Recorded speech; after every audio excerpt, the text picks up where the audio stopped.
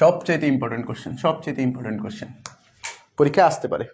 উত্তেজনার কারণে মানে কলমই ফেলাই দিচ্ছি, কলম নিচ্ছি।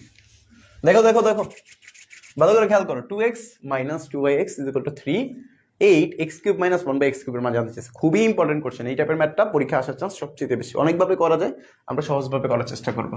দেখো প্রথমত দেওয়া আছে কি, ওকে দেওয়া আছে যে 2x - 2/x = 3 না? তুমি যদি চাও সেক্ষেত্রে দেখো তো এখানে কমন নেওয়া যায় না? আমরা কমন নিতে পারি। কমন কি নেওয়া যায়? 2 কমন নেওয়া যায়। আচ্ছা 2 কমন নিলে x - 1/x = কত লেখা যায়? 3 লিখলাম।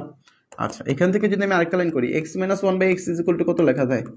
3/2 দেওয়া যায় না? ওকে 3/2 দেওয়া যায়। লিখে ফেলি। যা লেখা যায়, যা লিখতে মন চায় সব লিখে ফেলবেন। লিখে ফেললাম 3/2। এবার আসো ভদ্র মানুষের মতো কাজ করি। লেফট হ্যান্ড সাইড কি আছে? লেফট হ্যান্ড সাইড দেখতেছি কত? 8x³ - 1/x³। আচ্ছা এবার খেয়াল করতো, 8 নিয়ে আমাদের কোনো কাজ নাই। 8 মনে করো নাই, আমাদের a³ - b³ মান বের করতে বলছে। a³ - b³ সূত্র কি? a -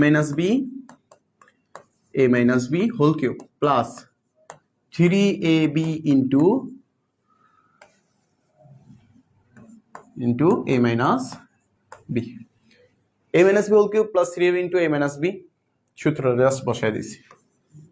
সেকেন্ড ব্র্যাকেট বসায় দাও, 8 এর বসাও। এখানে কত আসে?